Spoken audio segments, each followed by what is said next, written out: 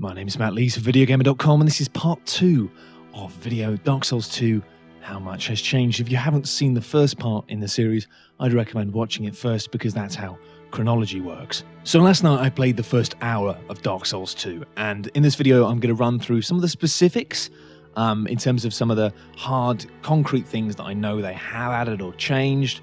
Some of this is controversial, and I'll go into that, and then I'm going to avoid any story spoilers whatsoever. Then towards the end of the video, right at the end, and I will flag it up, I'm going to give you some general impressions about what I thought of what I've played. And there may be some spoilers in that in terms of, you know, how you look at things. To be honest, there might be spoilers in the whole of this, but if you think so, then I'm sorry. But I'm going to have to talk about some of these details to give you kind of some insight about what they've added and what they've changed. Let's kick it off with some simple stuff. The jump mechanics have been modified. You can still do it in the traditional way of holding down the circle button or B and then tapping it again to jump, but if you want now, you also have the option to use clicking in the left stick on the controller to trigger a jump. And that appears to be, when I started the game anyway, that was the standard setup, so I had to switch it back to being double tapping B to jump. Worth noting, if only for the fact that, you know, I don't know, I think using the sticks doesn't really work too well because frankly, when I get stressed, I end up clicking them in on my own, and I get stressed when I'm playing Dark Souls games. Don't ask me why. Now, I've also had a lot more time to play around with the way backstabbing works, and it is an improvement. Obviously, if you've played the prior games, then you know that the whole getting a backstab right is quite tricky. You have to get your positioning and what buttons you're pressing quite specifically right to trigger it. It'd take a bit of practice. This time it's a lot easier. It's just if you hit an enemy in the back, then you will trigger a backstab animation, but obviously that can be broken if you get attacked while it's happening. Now, I mean, there are still some specifics. You have to be relatively close to the enemy to trigger the backstab animation. There were a few times where I was slashing and hitting an enemy in the back and it wasn't triggering it. So, yeah, not so tricky. And actually, the way you maneuver around enemies to get the backstabs may vary in terms of how your character is built, stats-wise, but I'll come back to that later. Another change I noticed, which you really do want to bear in mind, is now when you press the back button B or circle, depending on the controller, you will let go of a ladder. So if you want to slide down the ladder, you have to hold it down and press down, and then you slide. But if you just tap B, then you'll just let go of the ladder, and that killed me several times. So I can't work out why. I mean, actually, to be honest, it would be useful to be able to let go and then do a diving, stabbing attack if there are enemies at the bottom of the ladder. But yeah, it's a new feature. It's kind of, it'll probably murder you. You've been killed by a ladder. That's crazy. Another tiny thing that's changed, and I didn't notice last time, is when you pick up items, it's changed the way that works slightly. When there's an item on the floor and you pick it up, it does come up with a window saying what you've picked up, but the whole process is slightly slowed down. You know, this isn't a major thing. It's quite subtle, in fact, but having played through Dark Souls quite a few times, I noticed that when you pick up an item, if you double tap the item button, then you can quickly actually remove the pop-up that tells you what you've picked up. Now, sometimes that's useful if you know exactly what you've picked up and you just want to get rid of the menu so you can carry on fighting or running away. But sometimes it's annoying because obviously you just picked something up and you've double tapped it and you go, oh, what did I just pick up? I have no idea. So it seems like this time, even if you're trying to cancel it as quickly as you can, the text will still appear on the screen for kind of like maybe half a second, maybe slightly under that. And, you know, that kind of works quite well because it means that even if you just want to get rid of it, you'll still be able to kind of glance a quick second at it. So, you know, I was in the automatic habit of double tapping to get it off the screen, but I still actually got a chance to glance it. So a slight change, but, you know, a change nonetheless. Getting into more substantial changes, though, the matchmaking system has been kind of revamped quite a lot. First of all, you've got the option of regional matchmaking. It is an option, but it means if you want to, then it means you'll be partnered up with co-op partners and I assume invaders as well with people from your region. You've also got a new item in the game, which is called the Name Engraved Ring, and this is a kind of tool that you use for matchmaking. There are 10 different gods within the game world. Didn't recognize any of the names of them. I think they're all specifically new ones invented for this new area that the game takes place in. But the general gist is that you choose a god, and if your friend has the same god as you, then you are more likely to be able to summon them into your world. So it means that you still can't invite friends in for co-op, jolly cooperation, but if you both arrange to meet in a certain place and you both have the same god affinity on your ring, then you're more likely to be able to summon them into the world more easily.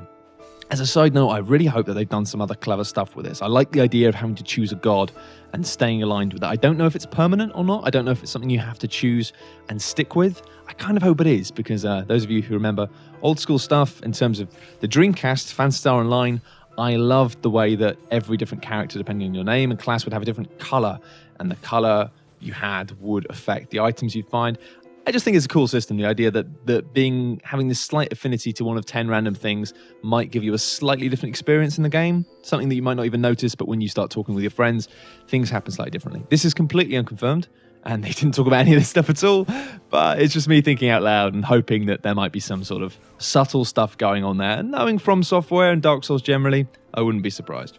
Another important update is the invasion order. Now, the way invasion now works is that if somebody's invading someone, then the first thing it will do is it will look for a character with high sin, which is obviously characters who've been murdering loads of other people, and now it's time that they get some of their own medicine. Secondly, after that, you've got co-op groups, so you're more likely to invade people who are playing in more than one person, then living characters, and then undead characters. So basically, it used to be that obviously in Dark Souls, you could only get invaded when you were human, and if you'd restored your humanity. Now you can be invaded when you're not human. It just means that the chances of that happening are slimmer, but it could happen. It could happen. And on the topic of sin, actually, on the topic of murdering people, we're not talking about actual sin here. We're talking about, I'm not one to judge. Basically, you don't need to report people now. So if somebody comes into your world and murders you, obviously in Dark Souls, there was an item you would use to report that player, and then it would make them more susceptible to being hunted down by, was it Dark Moon somethings? I can't remember. Anyway, in this, obviously the way it works is the high sin players get invaded more quickly. So that's kind of one of the negative things that can happen to them. But now you don't need to report it. It just automatically happens, which means if you've got somebody who's doing a lot of invasions and killing people all the time, then they're going to get invaded more often, naturally. Also, there is the element of health reduction. Now, if you've been following it now, that you'll notice that the way it works with losing your humanity and becoming a zombie in Dark Souls 2 is sort of a merged system between Dark Souls and Demon Souls. Now, in Demon Souls, obviously, when you were hollow, effectively, you would have 50% of your normal health until you restored your humanity. And in Dark Souls, that just wasn't the case. You would have bonuses and things that could happen when you were human, but being hollow didn't really have any major impact on you and no negative impact. You just missed out on some bonus stuff, but also missed out on potentially bad things happening to you, so swings and roundabouts. Anyway, the way it works in Dark Souls 2 is that the first time you die and you become hollow, it's not a problem, nothing changes. But as you progressively keep dying, you will get your health reduced, and it seems to happen in about 10% increments. So gradually your maximum health bar gets shorter and shorter, and it goes down to, the lowest it can go is 50%. So it means you can get to that Demon Souls completely hollow status, but you're going to have to die quite a lot to get there. And obviously, at any stage, you can reset it by using Dark Souls 2's equivalent of humanity, which is it's a little kind of wicker picture of a man called a human effigy, a little statue of a man. So it's not as brutal, but it means if you do keep dying, you will gradually kind of get lower and lower health until you can think, well, maybe I should use one of these items. Now, there's an exception here with the fact that there is a higher minimum cap for players with high sin. So if you do love your PvP and you do love going and murdering other players, then you're a horrible person. But it means that the cap for your HP reduction is 90% instead of 50%. And again, they said this is incremental. So it means you won't immediately go down to being on 10% health when you've been cursed or died. But it means that basically, if you're just a normal player and you're not invading people, then the worst case scenario is you have 50% health until you can restore your humanity. If, however, you've been killing loads of people, then it can go down lower than that. And another way it can go down is through curses. Now, I don't know if this has been covered by anyone yet, but I noticed last night when I was playing that they've changed the way that cursing works. Obviously, in Dark Souls, it was an all or nothing thing. It was very much a case of you're either cursed or you're not. And you could be cursed multiple times, but every time it would reduce your health by 50%. And it was brutal. Obviously, anyone who's played Dark Souls, the first time you discover those bloody frogs, you will spend most of an afternoon walking around going, fucking frogs! And that's just Dark Souls. That's Dark Souls. But they've changed it now. It's incremental. And there was an area with a witch who was selling her wares in Dark Souls 2, and because I wanted to experiment and be a dick, I tried to kill her. And I did. It was a good time. But she basically hit me a couple of times, and I was cursed. And it popped up on the screen saying cursed. And every time I was cursed, I noticed every time she hit me, I lost 10% of my health. So basically, it seems like unless there's another type of thing which is replacing curse and bringing back that system, it seems they've made the curse system a lot less brutal. And now it means that when you get cursed, it's just the equivalent of having died a few times, of losing a chunk of your maximum health. Importantly, this was something I was able to fix by restoring my humanity with a human effigy. Now that's quite a major change, because obviously in Dark Souls you had to get a specific item to remove a curse. In this game, no, you can do it with humanity. But as I say, there may be some sort of super curse. They may have just changed the lexicon of the game, if you will, and created something else which is now the equivalent of the old curse. Or they might have decided that the whole frog thing was just a bit too bloody evil, and they've taken a step back. Finally, on the note of attacking other people, there is actually dedicated PvP within the game now as well. And the way this works is there's a specific area in the game you can go to, and you go in there and you can fight people. And that's it, basically. You find this area, you stand in it, and you'll fight somebody, and if you win, then you'll get a better aura. Weirdly, and the guy was quite specific about this at the event last night, he kept saying that it was either blue v blue or red v red. So, yeah. So it sounds a bit odd. Red versus blue is standard, but generally speaking, it seems like there'll probably be some plot reasons for this. There'll probably be something to do with tied to the world, maybe tied to the morality system. But the idea is that you have a PvP arena, you can go to a certain place, you can do PvP, and for every time you win, your aura will kind of increase. And it's basically just going to be like a visual buff. So it seems like it's going to be something for players who want to kind of show off their prowess. All very vague at the moment, but yeah, there is specific PvP in addition to standard co-op and invasions. But now we have to get on to something a little bit more controversial. Now, there is voice chat in Dark Souls 2. Now, they said there wasn't going to be any, but there is. And I'm a bit torn on this one. Now, the way it works is you still can't invite friends into the game, but it means if you are playing with someone in co-op, and it only works in co-op, it doesn't work in PvP, and it doesn't work when you're invading somebody. But if somebody enters your game and they're kind of helping you out, you summon them in, then you do have the option to use voice chat. Now, it is optional, so you can choose to have it switched on or switched off. To be honest, I'll probably choose to have it switched off, because there's something I really like about Dark Souls of just having this random warrior who comes in and you have very little way of communicating with one another, but it creates a kind of a bond that often you don't really get in online games, because in your mind, this character remains this fantastic brave knight who just helped you to slay a dragon, and you're never really aware of the fact that it's a 9-year-old from Wisconsin. And I think that would partly kind of break the magic somehow. I think there's something about silent cooperation that is quite special. But anyway, they have chosen, due to demands from some people, I guess, to have some VO for co-op if both players have it switched on. Now, I mean, there are some issues with it. A lot of people I was talking to at the event last night seemed concerned that this would stop people from leaving written messages around the world. I'm not sure about that, because it's specifically restricted to co-op. I hope that people will still leave messages, because that's not just you trying to communicate with one person, it's you trying to communicate with everyone and leaving messages for random players all over the place. My biggest concern with this is comes down to kind of context, and the fact that I think that even though you can switch off voice communications, I suspect that as soon as you do co-op, the first thing people are going to say to you, if you haven't got your voice switched on, is switch your voice on. Because voice chat is just such an efficient way of communicating with other people that really, if people want to use voice chat, then they're going to be annoyed if other people don't want to use it, because it's just the most efficient way to convey information. And it's one of these examples where they've included voice chat because of that, I guess, because people want it.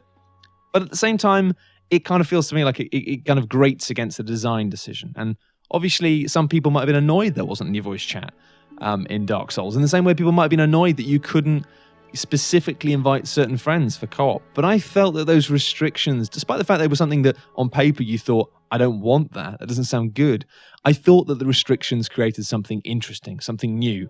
Something that I would never have asked for, but something which, when I was presented with it, proved to be really important and really valuable. And I think that's just something generally about game design that I love. And I think that often when you ask the community what they want, what we think we want and what we realize is actually best are often very, very different. And I think it's important that developers stick with their guns with these things. And I'm surprised to see them adding voice optional stuff. I mean, I don't know.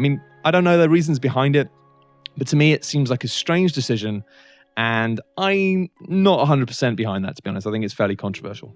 Those of you who watched my last video remember I talked extensively about the fact there was an emphasis on items. Well, I thought there was going to be an emphasis on items anyway, and consumables. And I think I was correct in this assumption, because there is actually a brand new class of character called the Explorer, who basically looks kind of like... he looks a bit like a kind of Final Fantasy style Tinker or something, actually. But yeah, the Explorer class...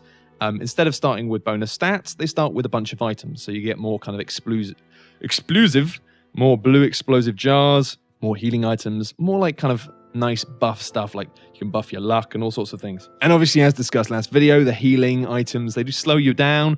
You can't just run away and use them as easily. They slow down your movement speed. They take a lot longer to kick in. And actually, at the start of the game, pretty much from the start, when you do get given an Estus flask, you get given an Estus flask, singular. So you just get one. So whilst you have a lot of these life gems, which can regen your health at a very slow rate, and they're not really terribly useful in combat, they're more of a kind of post-fight thing that you can use, you only get one potion to begin with, which means that I kind of hit the nail on the head with it last time. This idea that Estus flask would be more of a treat that you would use during a battle, but it being more about having items and also putting more of an emphasis on using items. Obviously, if you've played Dark Souls, you'll remember the stuff with the firebombs and the black firebombs. They were quite a rarity. Black firebombs, not so much. But in this, it seems to give me quite a decent supply. I found a cache quite early on of 10 sorcerer's potion bombs, blue things. Can't remember the specific name, sorry. Yeah, I found 10 of them. And it was just like, it seems a bit more frugal with items because it wants you to use them. And I think that's a nice touch. I like that a lot. Another major change in the world of items is the fact that now you can equip 4 rings. 4 rings at once. And anyone who's played Dark Souls and Demon Souls knows that rings are often the most powerful pieces of equipment you can use. Whether that means that they've actually been kind of debuffed a little bit to make them less good, that may be the case. I wouldn't be surprised if what they've done by making 4 rings have made it so that if you want the kind of fire resistance perhaps that a fire resistance ring gave you in Dark Souls, you might get 2. You might have 2 different fire resistant rings, and you might have to equip both of them to get that kind of effect. Because they were hugely powerful in Dark Souls. Hugely powerful, the rings. So I'm guessing that either they've balanced the game to make it more difficult, so knowing that you're going to have a wider scope of bonus powers from these magic rings, or they've made it so the effects are slightly more subtle, but you have more of an opportunity to kind of have an array of things going on. Because obviously, especially with one of the rings in Dark Souls, one of the better rings, I think it was the Golden Ring of Favor, it was kind of cursed. So as soon as you took it off, it'd be broken forever. So kind of, from a gameplay perspective, it was a bit weak that, because it meant that once you'd equip that item, you probably wouldn't take it off ever again, which meant that then you had 1 ring slot to work with, less variation, etc. Anyway, it's a cool idea. A better idea, however, is the fact they've revamped the inventory. You've now got a grid-based inventory. Hallelujah. No more scrolling down this infinite list of stuff trying to find something that you've just picked up. The grid makes it nice and easy to find things much more quickly. And they've also made it so that the menu doesn't take up the entire screen. So you have your character on the screen on the right-hand side. It's always there. It means that you bring up the menu, and it means you have this little window where you can see your character, which means A, you can have a look at the items you're equipping and see what they look like, but B, also it gives you a slight window so you can see what's actually happening, which means that A, if somebody's about to attack you, you kind of get a slight better head start on it perhaps, or B, from my perspective, the fact because the menus use different buttons to movement, they obviously use the D-pad and the face buttons, it means you still can move around the world. And if you've, like me, have kind of perfected this weird claw hand thing of being able to navigate through menus and equip items while still running through the world, it means it kind of gives you enough view, just a little bit, but it gives you enough view to be able to maneuver around whilst you're managing your inventory. A tiny change that is going to blew my mind and might blow your mind is the fact that now you can use multiple souls at once. Yes, it means you don't have to go and equip some like souls of a dead soldier into your item slot and then stand there pressing the button again and again and again. It means if you've collected like 15 lost soul items, you can choose how many you want to use. I mean, it's a simple idea, but obviously, if like me, you just forget about them and then go, oh god, I've got loads of souls, and then you want to grind them all out so you can level up, it means that you can do that in a matter of a minute instead of 5 minutes. Nice. But swinging back into the land of controversy for a second, you've also got a new item called the Soul Vessel.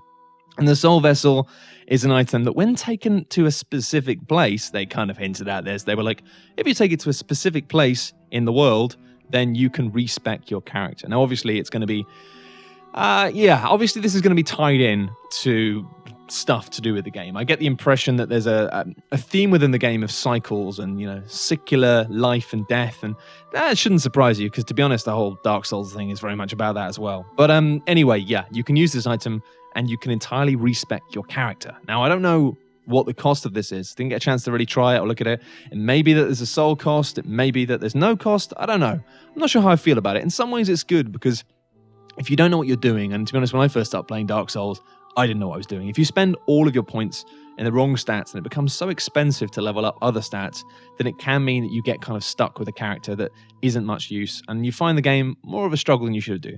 So in that regard, it is good. At the same time, I don't know. There's something about respecing that doesn't quite sit with me, because I really enjoyed playing Dark Souls multiple times, and I like the idea of, and I still do it, I think I'm going to try this build, and I'll go in with like an idea of how I'm going to play it, and I'll start a new character, and there's something satisfying about them. They've kind of taken that away, because now it means you can just, if you want to try a completely different sort of character, you can just respec. Again, it's just something that is in a lot of other games, but I'm not quite sure about how I feel it being here.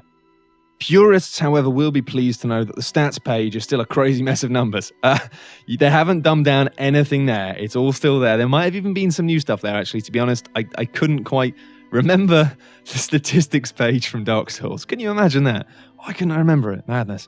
Anyway, there is some nice changes here, to be honest. When you're leveling up, it makes it very clear what you're affecting. So when you choose to put a point in a stat, it actually highlights all of the sections on the character page that are going to be upgraded by you putting points into that. And obviously, it kind of did that in Dark Souls, but it kind of didn't as well, because sometimes you put a point in Dex, and on some levels it would give you a bonus to damage, but on some levels it wouldn't, because for whatever reason, just putting 1 point wasn't going to affect it. Which means, because it actually highlights all of the things it's going to affect, it makes it much clearer to get an idea of what you're investing in the long term. It's a simple thing, but it's nice. And there's something new. There's actually something new. There's a new stat in the game called ADP, or adaptability. Now, your ability to maneuver in Dark Souls was very largely based on your equipment load. Now, obviously, those of you who follow my work will know that I'm not unfamiliar to playing Dark Souls in my pants in more than one way. Oh, hello, madam. But in this, it seems like I did try to play it pants mode. I took all the armor off, and I didn't notice a dramatic change in terms of my roll speed and my movement speed. And that's in terms of relations to what I was talking earlier. It meant that trying to kind of evade enemies and get behind them for backstabs still felt quite tricky, which was odd, because I was kind of like, well, I'm in my pants. What do you want, woman? But yeah, the way it works now is it seems to be that adaptability is the stat that you're going to have to invest them into if you want speed. So it's not as simple as just being able to kind of go, well, I'll wear light armor and equip light things, max out my dex, and then I'll be like a kind of crazy ninja. It feels like if you want that, if you want the ability to evade and the ability to move around quickly and dodge and get behind enemies, you actually have to invest points specifically into that stat, which I kind of like, and I kind of wonder where that goes, to be honest, because those of you all know that there was an item in Dark Souls that if you equipped it, you would be able to effectively, instead of doing a dodge roll, you'd do a dodge cartwheel, but it would only work if you had like extremely low equipment weight. And that was cool. Like, I wonder how far they'll take that, because they've dedicated a specific stat to this in Dark Souls 2. I do wonder if you max that stat out, then it might, I wouldn't be surprised if it had a similar effect of basically actually turning your movement speed and the way you maneuver, and maybe stuff like dodge rolls, and making you more of a kind of proper ninja character. Again, having played the game a lot in my pants, I'm actually really excited about experimenting with this stat and really just min-maxing on it, because I think it might be really cool. Another major change is the way bonfires work. Obviously, we've talked about this before. It doesn't act in the same way. You can't level up at bonfires anymore. There's a character you level up at, much like in Demon Souls. But it means bonfires, you can do different things at them now. You can't do as much, but you can actually burn objects at bonfires to do things. Now, you can do things like if you keep being invaded, then you can burn a certain type of object to reduce the invasion rate. Basically means that you'll have a break. It means that you'll get invaded less for a little while. Brilliant. You can also increase the Estus flask effects. So basically, you can power up your Estus flasks by donating something to the fire. Don't know how permanent that is. Wasn't able to experiment with this. And also, you have the ability to burn another type of item, which will make the enemies like New Game Plus difficulty, basically. Now, I'm borderline guessing here, but I get the impression that when you use one of these items on a bonfire, it will increase the intensity of that bonfire and perhaps draw stronger enemies to the area. Now, because it has a bonfire intensity level, I kind of wonder if you can do this multiple times. Now, this wouldn't be a surprise to me if perhaps what this would mean is if you use an item on this bonfire, it will make the enemies in that area stronger. And maybe you can do this incrementally to increase the strength of the enemies in that area again and again. There's a lot of unanswered questions with this. I mean, to be honest, it may well be that when you die, it gets reset. It may well be that it's permanent. I'm not clear about it at all. It's vague, but it does kind of make sense. And what they may be trying to do here is return to the Demon Souls thing of kind of black world, light world affinity, of having special things potentially happening if you can get to a certain criteria. So again, this is me completely kind of guessing, but I wouldn't be surprised if there's a system in play where if you can get a bonfire intensity up to a certain level by using these rare items and burning them at the bonfire, then it will mean it will unlock special things, maybe different enemies, different bosses. I wouldn't be surprised because they kind of abandoned that whole affinity thing, that idea of the world getting harder and harder and harder. But then when you hit a kind of peak of either it become incredibly easy or incredibly hard, something would happen and there would be like something you could work towards. The problem in Demon Souls was it was far too vague. It was impossible to really control unless you really knew what you were doing. Whereas in this, something a bit more tangible than that, it might work. I'm interested to see what that's all about because it seemed pretty weird. Anyway, I know this is a very long video and I can apologize for that, or you can thank me for that. However you feel about it, I don't know. It's your brain. How do you feel? I hope you're having a nice day. Have a cup of tea. But now I'm going to have some thoughts on what I've played. And obviously this may contain some spoilers. So if you've enjoyed it and you don't want to know anything about the game and you just want to go into it, whatever, then leave now. But otherwise, I'm not going to spoil too much, but I'm just going to give you some thoughts about what I've played and maybe about the state of the game as it is. First up, we've got, right at the start of the game, we've got a tutorial. Now, I don't know how I feel about this, to be honest. There is a tutorial section at Dark Souls 2, and it's optional. It's completely optional. But to be honest, I thought it was quite shoddy. The area it's set in, it just feels very vague. It's not terribly exciting, and basically you move around through these areas and there are stone signs that tell you how to do everything. They kind of show you how to attack and how to do all these things, and there's little kind of areas set up that specifically give you a chance to do this. For example, obviously it tells you how to do backstabs, and then it has an enemy with its back turned that you stab in the back. It's kind of like, there are two ways of looking at this, right? The Dark Souls tutorial may have put a lot of people off. It was very difficult. It didn't really tell you what you were doing. You weren't even really sure it was a tutorial until you finished it. And then you kind of thought, oh God, that was a tutorial? Obviously, a lot of people got put off by that. A lot of people who tried to play Dark Souls didn't get past the Asylum Demon because it was just way too unforgiving. But, and this is the other side of the same coin, is those who persevered realized in retrospect that the tutorial was genius. It was an incredibly simple yet elegant way of nudging you just enough that you would eventually work it out for yourself. And to me, that's what Dark Souls is all about. It's all about being given a series of clues, but then you work it out yourself. Well, sometimes you look it up online, but whatever. You're never told what to do. And for having something kind of explicit like this and taking you through and showing you how to do everything, it just felt a little bit kind of... I didn't like it, to be honest. I mean, I can understand why it's there, but it didn't feel elegant. It felt a little rough and choppy, and it definitely wasn't on par with the Asylum. And I guess this comes back to the whole easier to understand thing, this kind of purported mistranslation that came about when Dark Souls 2 was originally announced. And, you know, they talked about how they wanted to make things more clear to players so that players wouldn't get too confused and they'd be able to get into it. I appreciate that. But they also said that they wanted more of an emphasis on a kind of explicit story, something where players knew what was going on a bit more. And I mean, from playing the first hour, I don't know how well they've achieved that, if I'm being perfectly honest. There are cutscenes at the start of the game where characters talk. It's kind of a bit weird that, you know, having cutscenes where characters are kind of giving you exposition and talking to you, rather than just having characters where they're talking to you whilst you're in the world. It didn't feel terribly Dark Souls in a way. It kind of felt, I don't know, it kind of felt a bit like another game in a strange way. There was something about the story being told to me rather than explored that I wasn't. It kind of felt slightly out of place. And it's strangely unsatisfying in the fact that there's lots of these characters to talk to at the start of the game. When you get to the kind of the hub area, there's quite a few people to talk to. But it's strange in the fact that even though you have these cutscenes and you can talk to these characters, I was still left feeling utterly confused. I didn't have a clue what was going on. So I'm not sure how I feel about that. And to be honest, this is something I need to play the game a lot more to get a feel for that. But the weird thing is, in Dark Souls, I was completely content with the idea that the game simply had no story. I was just given a very vague objective, and I thought that at some point later there might be a story. And to be honest, the first time I played Dark Souls, I got to the end and I was like, that game didn't have a story, but I didn't care. And it wasn't until I spent a lot more time with it that I started to realize that it did have a story. It's a very complex story and a very subtle story. And then I got a great appreciation for it. But it's kind of odd because they have all these different characters in this story that they're clearly trying to set up, but in a way, having this sort of setup for a story and then not giving you any answers or any clues as to what the hell's going on does make it feel strangely more confusing. Not saying it's a bad thing, actually, to be honest. This might end up actually being awesome, but I think in terms of what they were trying to achieve, I'm not sure how well they've done that.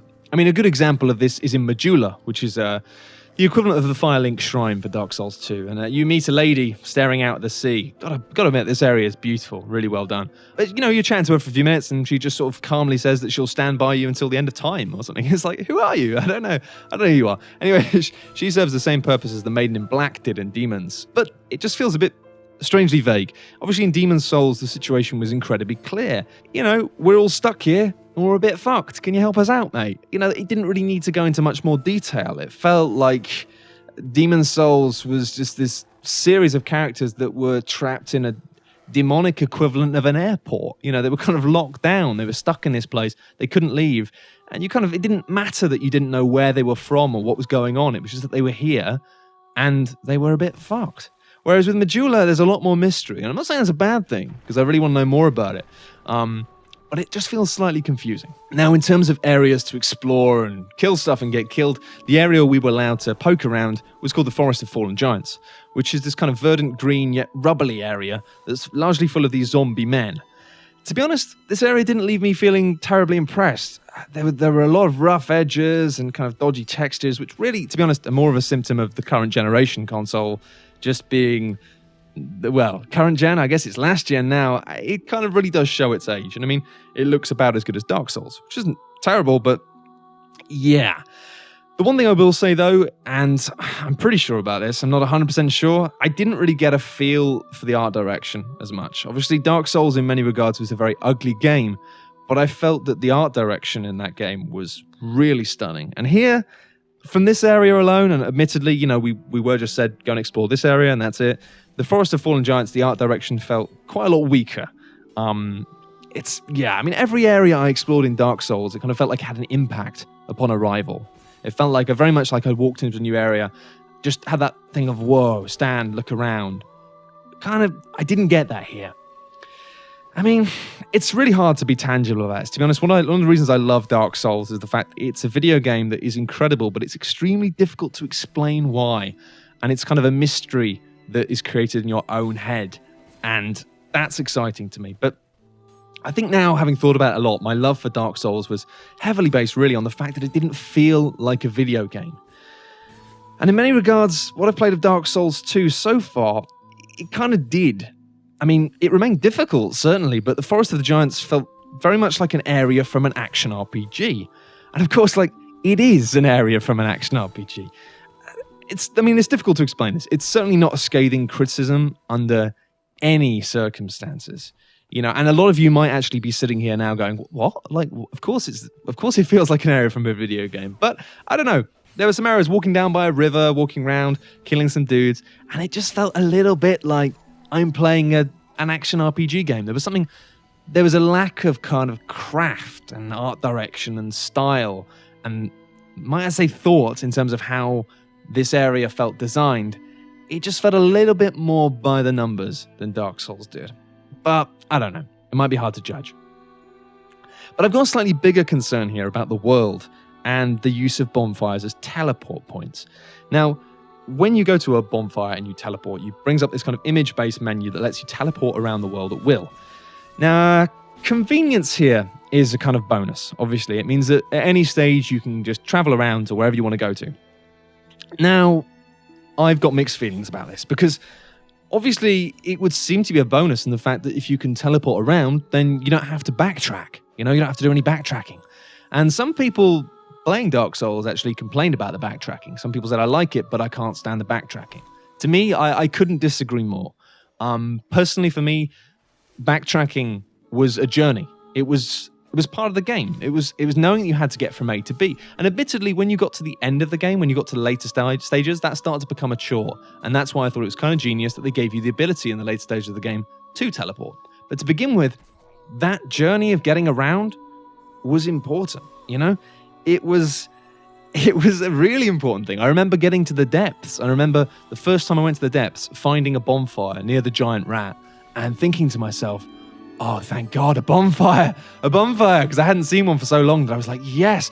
But I also felt a kind of pang of fear about resting at that bonfire because I knew that as soon as I rested at that bonfire, I had to walk back up.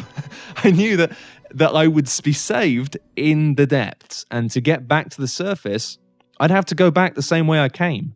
And I knew that might be hell. And that feeling of you've got to get over here, but then you've got to get back was quite a powerful thing for me in Dark Souls, and really what made it feel different to other games. It felt like a very journey. Getting from A to B wasn't a chore, it was a mission. And now they've allowed you to kind of jump around from area to area. I think some of that might be lost. I kind of worry that the sense of the world being interconnected might be somehow damaged as well by the fact that you can just jump between locations. And also it might damage the sense of perseverance. For me, a lot of Dark Souls was about really persevering against something that seemed impossible until you beat it. And it would be like, I can't do this. But eventually you would. And nothing would have changed apart from your own ability and your own perception of the difficulty. And I kind of worry that if you give players the chance to keep teleporting around to different locations, then they might be more easily kind of swayed to give up on something. If something seems too hard, they might think, okay, I'm going to leave and I'm going to do something else and come back later.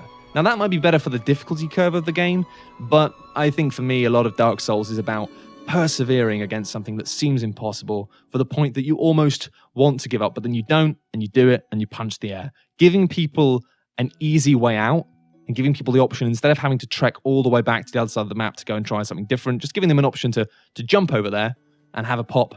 I don't know. But then again, that's kind of what they did in Demon's Souls, Demon's Souls, the structure was split into distinct worlds, whereas Dark Souls had this interconnected world that gave you a real sense of where you were going, where you'd been, and how much you'd achieved. You could always see places off in the distance that you were going to, or see things in the distance where you'd already been. And I kind of feel like the teleportation system in Dark Souls 2, it feels somewhere in between. They've created this kind of giant open world, but by giving you the ability to just jump between these worlds at will, I'm not sure how I feel about it. The distinction in Demon's Souls of having these very different distinct worlds that you could hop between, and that was very much a part of the game's design, of these specific individual instances that you can go between at will from a hub. This having an open world, but also kind of taking away the importance of the journey to a degree. I don't know, it feels like it's somewhere in between the systems for Dark Souls and Demon's Souls, and I'm not sure how I feel about it. Finally, visually, I think this game is going to need a lot of work on PC. Now, there seems to be a lot more use of wide open spaces in Dark Souls 2, far more than in Dark Souls 1, as far as I can remember. I might be getting this wrong, but it seems like there was a lot of big, open, wide areas. Now, This meant that the rendering quality on last-gen consoles was very basic, and there was a lot of broad strokes. There was a lot of areas where you could tell that the textures there weren't really terribly existent, and it was just generally going, that's a big green wall. And there were some areas that I found myself looking at going, that's pretty ugly. Now, I guess the same thing was true in Dark Souls 1.